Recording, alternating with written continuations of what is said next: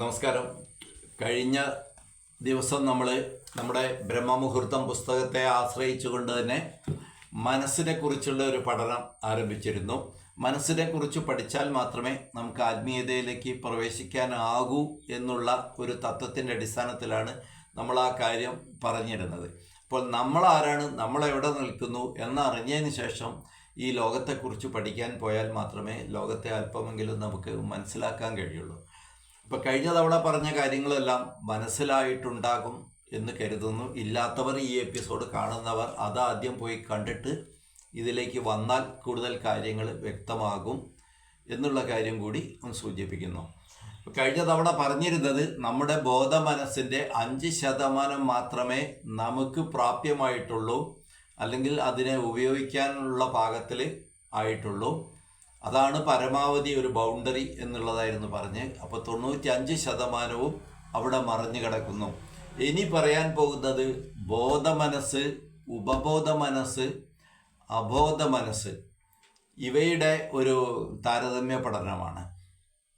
ബോധമനസ്സിനെ നമ്മൾ ഉപബോധ മനസ്സുമായിട്ട് തട്ടിച്ചു നോക്കുമ്പോൾ അവിടെയുമുണ്ട് ഈ 5%, 95% എന്ന വേർതിരിവ് എന്നുള്ളതാണ് മനസ്സിലാക്കേണ്ടത്. അതായത് ബോധമനസ്സ്, മൊത്തമുള്ള മനസ്സിൻ്റെ 5% മാത്രമാണ് നമ്മുടെ ബോധമനസ്സ്. അതായത് നേരത്തെ പറഞ്ഞിട്ടുള്ള ഉണർന്ന 5%വും ഉണരാത്ത 95%വും ചേർത്താണ് മൊത്തമുള്ളതിൻ്റെ 5% പറയുന്നത്. അപ്പോൾ കിട്ടിയ 5%-ത്തിൽ തന്നെ ആ 5%-ൻ്റെ 95% ഉറങ്ങിക്കിടക്കുന്നു, ഉപയോഗിക്കാനാവാത്ത വിധം മറഞ്ഞിരിക്കുന്നു എന്നുള്ളത് മനസ്സിലാക്കുക. അപ്പോൾ ഇങ്ങനെ ബോധമനസ്സിനെ നമ്മൾ 5%-മായി കണ്ടാൽ ഉപബോധ മനസ്സും അബോധ മനസ്സും ചേർത്ത് ബാക്കി 95% എന്നാണ് പറഞ്ഞു വരുന്നത്. അപ്പോൾ ഈ 95% എവിടെയായിരിക്കും? നമ്മുടെ ശരീരത്തിലാവാൻ സാധ്യതയുണ്ടാവും? ഇല്ല.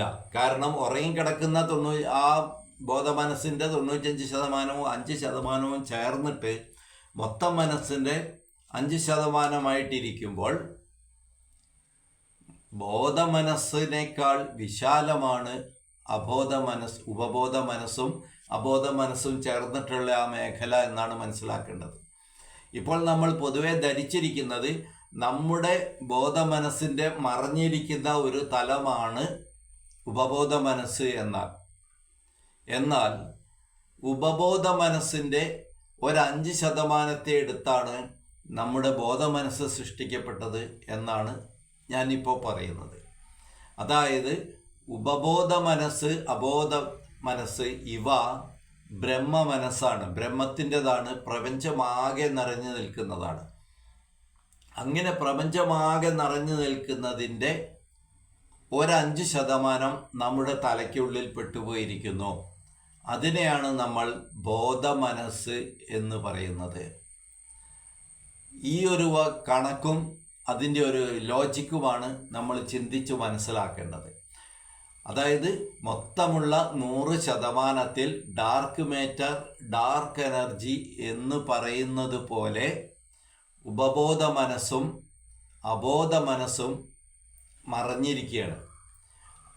പിന്നെ നമ്മുടെ ഭൗതിക ലോകം പോലെ നമ്മുടെ ബോധ മനസ്സ് നമുക്ക് വ്യക്തമായി കാണാവുന്ന തരത്തിലും ഇരിക്കുന്നു. അപ്പോൾ ഈ ബോധ മനസ്സുകൊണ്ടാണ് നമ്മൾ ഈ ഭൂമിയിൽ ഇത്രയധികം പുരോഗതി കൈവരിച്ചത്. നമ്മുടെ ദൈനംദിന കാര്യങ്ങളെല്ലാം നിർബാധം നടത്തുന്നത് നമ്മൾ കാണുന്നു, കേൾക്കുന്നു, കാണുന്നതിനെ അവലോകനം ചെയ്യുന്നു, വിശകലനം ചെയ്യുന്നു, കാണുന്നതിനോട് പ്രതികരിക്കുന്നു, ഇതേപോലെ കേൾക്കുന്നു, സംഗീതം ആസ്വദിക്കുന്നു, അതിനോടെല്ലാം പ്രതികരിക്കുന്നു, അതിനെയെല്ലാം അനുകരിക്കുന്നു. ഇങ്ങനെയുള്ള സർവ്വ ആഹാരം കഴിക്കുന്നു, മലവിസർജനം ചെയ്യുന്നു, മൂത്രവിസർജനം ചെയ്യുന്നു, വ്യായാമം ചെയ്യുന്നു, വേർപ്പ് ഒഴുക്കുന്നു, കുളിക്കുന്നു, വൃത്തിയാക്കുന്നു, വീടുണ്ടാക്കുന്നു, ഇങ്ങനെയുള്ള ജോലി ചെയ്യുന്നു, കുട്ടികളെ ഉണ്ടാക്കുന്നു, അവരെ സംരക്ഷിക്കുന്നു, അവരെ വളർത്തുന്നു. ഇതെല്ലാം ചെയ്യുന്നത് വെറും ഒരു 5% കൊണ്ടാണ്. അതായത് മൊത്തം മനസ്സിൻ്റെ 5%-മായ ബോധ മനസ്സിൻ്റെ അതിൻ്റെയും 5% കൊണ്ടാണ് നമ്മൾ ഈ കാര്യങ്ങൾ മുഴുവൻ നിർവഹിക്കുന്നത്. അപ്പോൾ ഇവയെ ഓരോന്നിൻ്റെയും 100% ഉപയോഗിക്കാൻ കഴിഞ്ഞാൽ നമുക്ക് കഴിയാവുന്ന കാര്യങ്ങൾ എന്തെല്ലാമായിരിക്കും?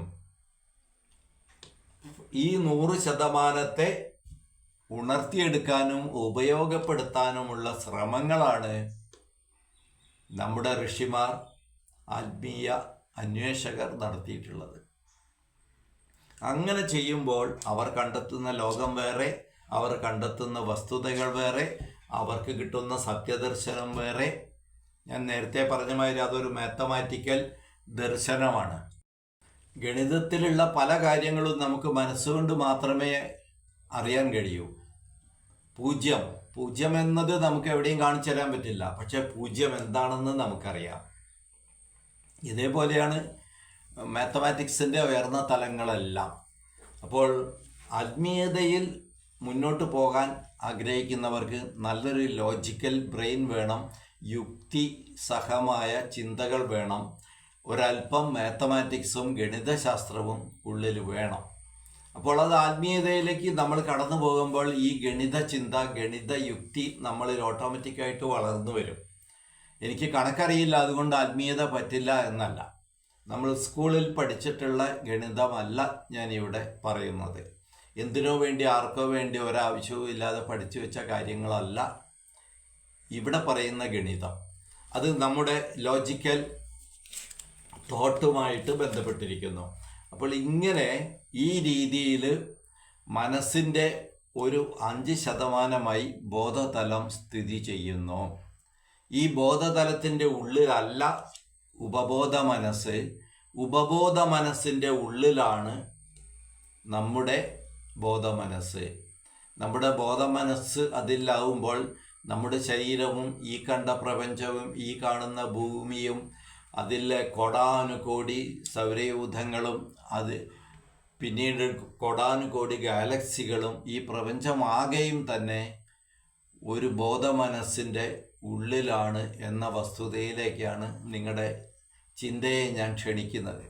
അപ്പോൾ ഇങ്ങനെ ഉപബോധ മനസ്സിൻ്റെ ഉള്ളിൽ ഒരു ബോധമനസ്സ് കിടക്കുന്നത് അതിൻ്റെ തെളിവ് എന്താണെന്ന് ചോദിച്ചാൽ, ജനിച്ചു വീണ കുഞ്ഞിന് മലമൂത്ര വിസർജാദികൾ, അല്ലെങ്കിൽ ഒരു മൃഗമാണെങ്കിൽ അതിന് എഴുന്നേറ്റ് ഓടാനുള്ള ചോദന, നമുക്കാണെങ്കിൽ കണ്ണിമ ചിമ്മാനുള്ള ആ ഒരു ചോദന, ഇതെല്ലാം നമ്മെ ആരും പഠിപ്പിച്ചിട്ടല്ല. കുഞ്ഞ് ജനിച്ചു വീണ മനുഷ്യക്കുഞ്ഞു പോലും അമ്മയുടെ അമ്മിഞ്ഞ തപ്പും. പശുക്കുട്ടിക്കോ അതാരും പറഞ്ഞു കൊടുക്കണ്ട. എന്നാൽ ഇതിലൊക്കെ വളരെ വ്യക്തമായ ഒരു തെളിവ് ഉപബോധ മനസ്സിലുണ്ട്. ഉപബോധ മനസ്സിൻ്റെ പ്രവർത്തനം കാരണമാണ് നമ്മുടെ ശ്വാസോച്ഛ്വാസം നടക്കുന്നത് എന്ന് നിങ്ങൾ കേട്ടിരിക്കും. എല്ലാവരും സമ്മതിക്കുന്ന കാര്യമാണ്. എങ്ങനെയാണ് ആ ശ്വാസോച്ഛ്വാസം ഉപബോധ മനസ്സ് നമ്മളിൽ നടത്തുന്നത്? നമ്മളിൽ അത് ഏത് തരത്തിലാണ് അത് പ്രവർത്തിക്കുന്നത്? അത് ആ ശ്വാസോച്ഛ്വാസം നിന്നാൽ നമുക്ക് ഉപബോധ മനസ്സുമായിട്ടുള്ള കണക്ഷൻ പോയി, അതായത് ജീവൻ പോയി.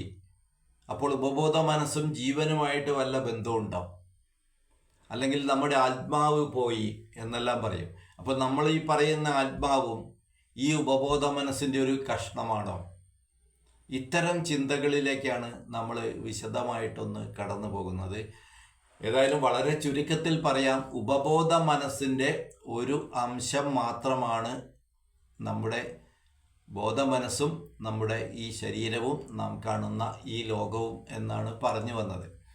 അപ്പോൾ ആ ഉപബോധ മനസ്സിൻ്റെ പ്രവർത്തനം ഏത് തരത്തിലാണെന്ന് വിശാലമായിട്ട് അറിഞ്ഞു കഴിഞ്ഞാൽ ഈ ലോകത്ത് എന്ത് സംഭവിക്കും, എന്ത് സംഭവിച്ചിട്ടുണ്ട്, ഇപ്പോഴെന്ത് സംഭവിക്കുന്നു, ഇതിൻ്റെ ഘടന എന്താണ്, നമ്മുടെ ചില മനസ്സിൻ്റെ കഴിവുകൾ, ടെലിപ്പതി, ടെലികൈനോസിസ്, ഇതൊക്കെ സാധ്യമാണോ, ഇതിലൊക്കെ മൈൻഡ് റീഡിങ്, ഇതൊക്കെ തട്ടിപ്പാണോ എന്നുള്ള കാര്യങ്ങളുടെയൊക്കെ വ്യക്തമായ ഒരു ധാരണ നമുക്ക് കിട്ടും.